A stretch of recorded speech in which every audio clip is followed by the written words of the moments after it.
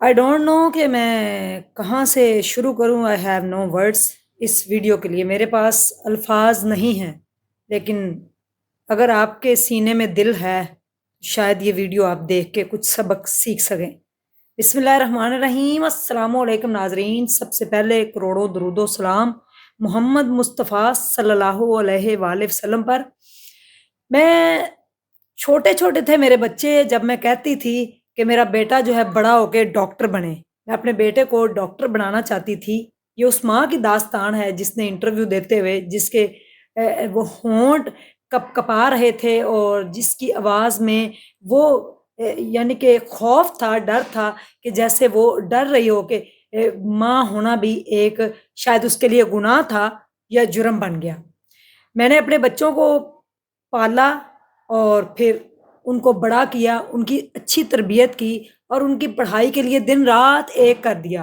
लोगों के घरों में बर्तन धोए, लोगों के घरों की सफाइयाँ की, लोगों के उतरन जो कपड़े थे वो पहने अपने बच्चों को पढ़ाने के लिए। लेकिन मैंने ठान ली थी कि मैं अपने बच्चों को पढ़ाऊँगी और पढ़ाकर मेरे बच्चे बड़े-बड़े अफ़सर बन जाएँगे, तो लोग मुझे कहा करेंगे, "वो देखें डॉक्टर की माँ जा रही है, वो देखें अफ़सर की माँ जा रही है।" लोग मुझे इस नाम से पुकारेंगे। वो वक़्त आ गया कि मैं मसल्ले के ऊपर, जाए-नमाज़ के ऊपर बैठी रहती कि मेरे बेटे जो हैं वो इम्तिहान देने के लिए गए हैं, अल्लाह पाक उनको जो है वो अच्छे नंबरों से पास करना, उनको कामयाब करना। मैं मसल्ले के ऊपर बैठकर 1-1 हज़ार दाने की तस्बीह पढ़ा करती थी और मैं अपने बेटों की कामयाबी के लिए दुआ करती थी, क्योंकि रब जो है वो माँ की दुआ को कभी रद्द नहीं करता। माँ की दुआ अर्श हिला देती है, जब माँ हाथ उठाए तो उसकी रहमत जो होती है वो बरसती है और कभी ना कभी किसी के पीछे दुआओं का भी बड़ा असर होता है। तो मैं 1-1 हज़ार दाने की तस्बीह पढ़ती कि मेरे बेटे का आज जो है एफएससी का एग्ज़ाम्स है, आज मेरे बेटे ने जो है वो एमबीबीएस का इम्तिहान जो है देने जाना है। जैसे एमबीबीएस का मेरे बेटे का रिज़ल्ट आया और मैं खुशी के मारे झूम उठी। मेरी टाँगों में वो दम तो नहीं था जो जवानी में था, लेकिन मैंने कहा कि आज मैं नाचूँगी और मैं अपने बेटे को जो है वो उसके जश्न की ये खुशी मनाऊँगी। असल में ये उसकी जीत नहीं, मेरी जीत हुई है, क्योंकि मेरे बेटे ने एमबीबीएस का इम्तिहान पास कर लिया है और उसका रिज़ल्ट आ गया, वो डॉक्टर बन चुका है और मैं नाचती फिरूँ और सारे लोगों को बताती फिरूँ कि मैं वो माँ हूँ जिसका फ़ख्र से सर जो है बेटे ने बुलंद कर दिया है। और मैंने अपनी वही बूढ़ी टाँगों से 2-3 स्टेप भी लगाए, नाचने की मैंने थोड़ी-सी ऐसे प्रैक्टिस क्या करनी थी, मैंने ऐसे घूम के नाच के दिखाया। काश मैं उस टाइम वो लम्हे जो थे वो रिकॉर्ड कर लेती। ये ही वो माँ है जिसको फिर ये कहा गया, जब बेटे की शादी की धूम-धाम से, जैसे ही बहू घर आई तो फिर उसने कहा कि आपकी माँ तो पागल है। वही माँ जिसने 9 महीने पेट में रखा, वही माँ जिसने तकलीफ से कफ़न सिरहाने रखकर पैदा किया, वही माँ जो गीले बिस्तर पे खुद सोई और सूखे पे अपने बच्चों को रखा, वही माँ जिसने अपने बच्चों को लोगों के जूठे बर्तन धो-धो कर, लोगों की उतरन पहनकर अपने बच्चों को पाला, वही माँ आज पागल हो गई। क्या मैं वाक़ई पागल हो गई हूँ? डिमेंशिया का थोड़ा प्रॉब्लम हो गया, क्योंकि हो ही जाना था, क्योंकि अब बहू घर आ चुकी थी और माँ की वो वैल्यू घर के अंदर नहीं थी। वही बेटा जो माँ से इतना प्यार करता था, उसने ओल्ड एज होम वालों को कॉल की कि मेरी माँ को आकर ले जाइए। मेरी माँ जो है उसको मैं अपने घर में नहीं रख सकता, क्योंकि वो पागल हो चुकी हैं और उनकी अब इस घर में कोई जगह नहीं है। वही घर जिसके अंदर वो अपने बच्चों को परों के नीचे छुपा कर रखती थी, वही घर अब उसके लिए बेगाना हो गया। अपना तो उसका घर था ही नहीं, औरत का घर कब होता है अपना? उसके पास कुछ नहीं होता, उसके पास सिर्फ़ सर्विसेज़ होती हैं, जो उसने देनी होती हैं। एक मासी का रोल प्ले करती हैं, वो घर में धोबी होती हैं, वो घर में कुक होती है, वो घर में सफाई करती है, शेफ़ भी होती है, सारा कुछ करती है और फिर भी उसका कोई घर नहीं होता। जब मर्ज़ी धक्के मारकर उसको घर से निकाल दिया जाता है, करंट लगाया जाता है, इस्त्रियाँ लगाई जाती हैं, थप्पड़ मारे जाते हैं, फिर भी वो अपने बच्चों की खातिर जीती है कि मुझे अपने बच्चों के लिए जीना है। अपने बच्चों को हर मुश्किल से बचाती है। ज़रा-सी बेटे के ऊपर कोई भी मुश्किल आए तो माँ जो है फ़ौरन जो है जाए नमाज़ में सल्ला बिछा कर रब के आगे जो है वो दुआएँ करती है कि मेरे बेटे को कामयाब कर दे, मेरे बेटे की ये मुसीबत है, परेशानी हल कर दे। वही माँ को तीसरी मंजिल से नीचे उतार कर ओल्ड एज होम में भेजा गया। जब उसको लेकर जा रहे थे, تو اس نے اپنے بیٹے کی طرف پلٹ کر دیکھا کہ شاید میرا بیٹا ہے جو میرے قدم گھر سے کبھی باہر نہیں نکلنے دے گا.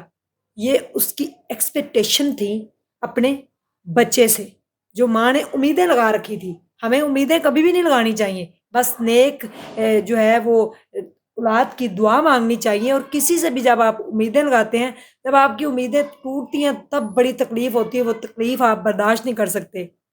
ماں چلی گئی اور اپنی بہو کو اور بیٹے کو، پوتوں کو دیکھتے ہوئے اس گھر سے ماں کو نکالا گیا، رحمت کو گھر سے نکالا گیا، جس کی وجہ سے اس گھر میں رحمتیں تھیں، اس گھر میں برکتیں تھیں. اور ماں اولڈ ایج ہوم میں چلی گئی اور اپنا منہ بند کیے. کئی ان ماؤں سے جا کر ملی جن کے بیٹوں نے، بہووں نے ان کو گھر سے نکال دیا تھا.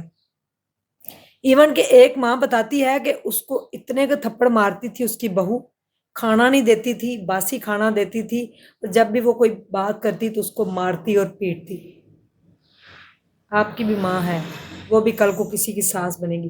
ماں کا رتبہ، ماں کے اتنے مقدس رشتے کا پامال، ماں کے رشتے کی دھجیاں اڑائی گئی اور تماشا دیکھتی رہی بہو، اور گھر سے پکڑ کر باہر نکال دیا، اولڈ ایج ہوم میں بھیج دیا کہ یہ گھر اس کے رہنے لائق نہیں، یہ پاگل ہے، یہ فضول قسم کی باتیں کرتی ہے، اس کو کچھ پتہ نہیں چلتا. ماں جی تمہیں کچھ پتہ نہیں تھا، تسی چپ رہو.